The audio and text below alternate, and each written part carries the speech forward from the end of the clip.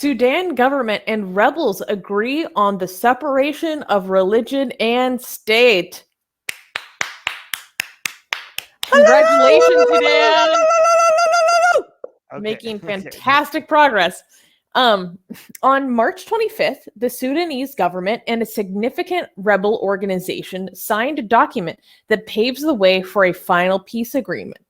The document stated that religious practice and worship should be secured for all Sudanese citizens by separating culture, religion, and ethnicity from the state.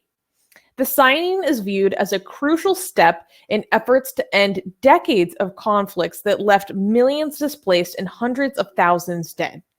In 2020, Sudan signed a peace treaty with many groups, but a key faction of the Sudanese People's Liberation Movement North, or SPLM-N, led by Abdelaziz al-Hilu, did not join. They stuck to their demand that Sudan needs to abolish sharia law and become a secular democratic state. After the latest agreement, only one rebel group, a faction of the Sudan Liberation Army, continues to be a safety challenge to Khartoum's government. Okay, so for some people in the live chat don't understand that okay, so here's the thing, because they say, guys, this happened over months ago. We get this over time, guys.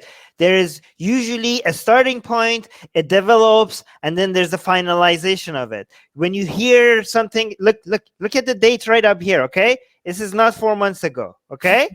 It's not 4 months ago. Something that is about to happen, it doesn't happen exactly on the very week that the people are announcing that it's about to happen. Just because you heard about it 4 months ago, that doesn't mean it was finalized 4 months ago. We have this happen in our live chat all the time. Look at the date. It's right here. It's not 4 months ago. This is recent development, okay? By the way, I also have to mention that this the process of even suggesting this, which happened a couple of months ago, and moving forward in this direction, which we did cover, got a lot of backlash in Sudan. Like, there's a lot of people in Sudan who are loving this, demanding this. They said this is what they were pushing for, actually, like all these changes. This shows that everything is moving in the right direction.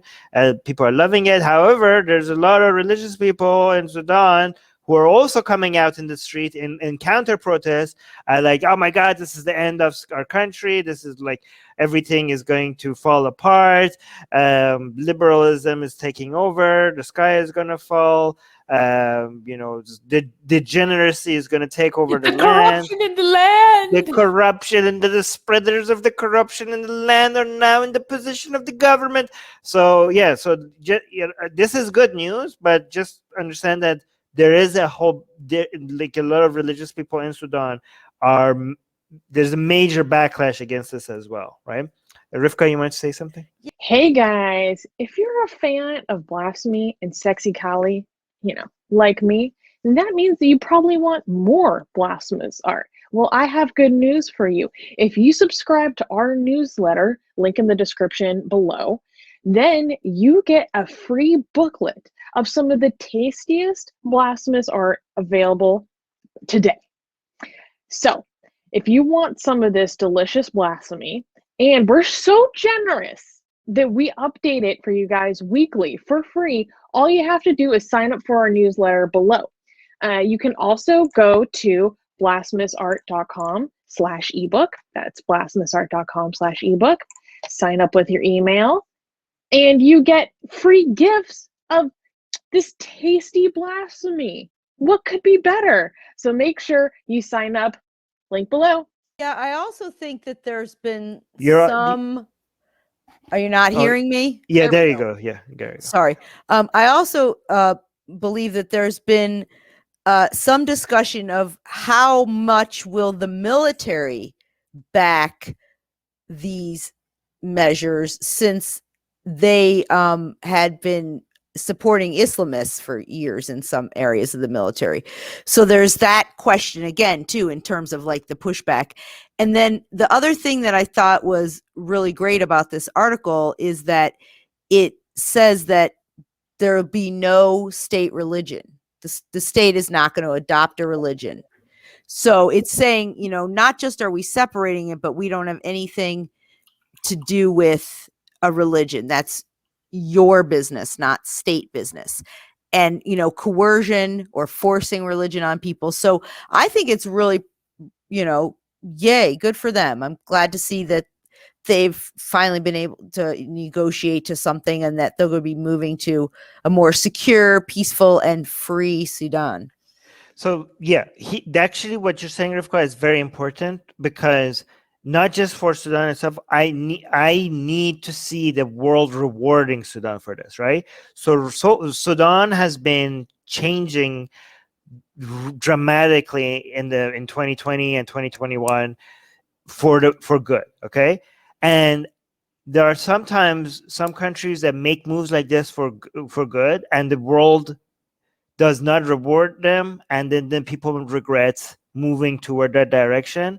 There needs to be a signal to the rest of the countries who are overly Islamic or authoritarian, that look at like Sudan needs to be used as an example. The rewards, the investment, the tourism, the international relationship, it needs to be, the floodgates have to be open to Sudan, and the opportunities to show to, as a way to show to the other countries, especially Islamic countries, that this is the way. Look at all the benefits. Here's, for example, let me give you an example. Okay, when Libya open the door to the world and be like, you know what, we don't want nuclear weapons, and fine, we're going to be more close there to United States. The fact that Gaddafi eventually fell and died, like, I'm not saying that wasn't justified, that guy was a piece of crap, but that's used often as an example to some Islamic countries, like, hey, don't work with Western countries or other countries. Look at Gaddafi, and you end up, it doesn't work in your favor, right? So we need to learn from that mistake. Sudan has been removed from the terrorist list, so fantastic. They now have closer relationships with Israel, but it needs to be like other countries, not like investors should see, like, okay, look, oh my gosh, Sudan is like joining the modern world. This is now a stable country that we could go invest in. And if people in that country start noticing the economic change and the freedom, and be like, ooh, I like the taste of this is good, right? If they notice that and they like it, and the government see the benefits from the people, if the people now like the government because of all these changes that is being made, other governments in North America and the Middle East will take note. And this is what scares Saudi Arabia, because Saudi Arabia doesn't like the democratic model in Islamic countries. It constantly tries to come in and find ways to destabilize. A lot of the stability in countries in North America, North Africa, when they move towards democracy and less Islamism, and also less just authoritarianism, Saudi Arabia tries to come out and destabilize that, because it will encourage people in Saudi Arabia to demand more freedom and stuff like that. And Saudi Arabia is scared of that, right? So the odds are against the movements for democracy and freedom in Islamic countries, right? Especially because of the influence of Saudi Arabia. But the world needs to reward this, and I hope that Sudan makes a lot of progress because of this, so that other countries could take note. Anyways, somebody want to say something? I just wanted to say something about your point about Saudi Arabia. I also think that part of their defense mechanism against, democratic movement in the Middle East and the Muslim world, the MENA region, is they also, not only do they sabotage things, but they also seem to perpetuate the stereotype that you can't have democracy in the Middle East. You have to have authoritarian rulers. Right. This is this thing they say all the time. Like, it's the only thing that works, And I think that they have a significant interest in keeping that stereotype or that, lie alive, because it benefits them.